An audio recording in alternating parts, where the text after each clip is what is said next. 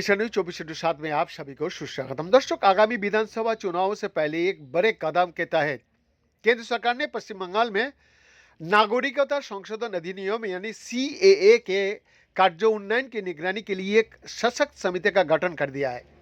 दर्शक, 2024 में अधिसूचित सीएए नियमों के तहत इस समिति का स्थापना बेहद महत्वपूर्ण है। ये समिति अफगानिस्तान, बांग्लादेश और पाकिस्तान से आए उत्पीड़ित अल्पसंख्यकों द्वारा दायर नागरिकता आवेदनों की जांच करने और उन्हें मंजूरी देने के लिए अंतिम प्राधिकरण के रूप में कार्य करेगी। यह समिति सुनिश्चित करेगी कि आवेदन हर तरह से पूर्ण हो और आवेदक नागरिकता अधिनियम 1955 की धारा 6B का तहत निर्धारित सभी शर्तों का पूरा करते हुए। समिति में कौन कौन है? केंद्रीय गृह मंत्रालय की आधिकारिक आदेश के अनुसार पश्चिम बंगाल के लिए इस सशक्त समिति की संरचना इस प्रकार होगी। अध्यक्ष डेप्यूटी रजिस्ट्रार जनरल जनगणना कार्य निर्देशालय पश्चिम बंगाल।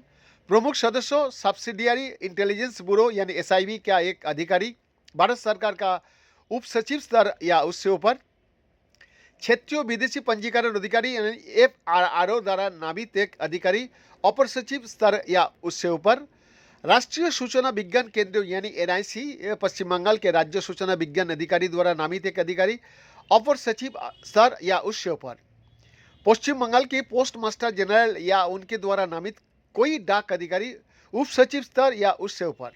विशेष आमंत्रित सदस्य कौन लाएगा?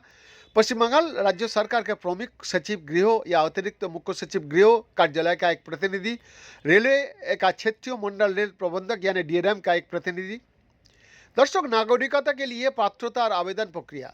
नियम 11A के तहत अफगानिस्तान, बांग्लादेश या पाकिस्तान के हिंदू, सिख, बौद्ध, जैन, पारसी या ईसाई समुदाय के वो लोग जो 31 जनवरी 2014 को या उससे पहले भारत में आए थे, वो नागरिकता के लिए पात्र है और इन आवेदकों को अपना आवेदन इलेक्ट्रॉनिक रूप से जमा करना होगा। राजनीति के महत्व और सुरक्षा समुदाय। एक कदम पश्चिम बंगाल की राजनीति के लिहाज से बहुत अहम है। मतुआ समुदाय का इंतजार। बांग्लादेश से विस्थापित होकर आए लाखों मतुआ और बंगाली हिंदू बंगाल में एक बड़ा वोट बैंक है और लंबे समय से भारतीय नागरिकता की वो लोग प्रतीक्षा कर रहा है। TMC का विरोध। सत्तारूढ़ तृणमूल कांग्रेस मतुआ समुदाय से कह रही है कि CA से उनके मतदान का अधिकार छीन सकता है। TMC महासचिव अभिषेक बनर्जी ने समुदाय से CAA शिविरों से दूर रहने की अपील किया है, जबकि मुख्यमंत्री ममता बनर्जी ने स्पष्ट रूप से कहा है कि वो बंगाल में CAA लागू नहीं होने देगी। BN का एक्सक्लूसिव रिपोर्ट।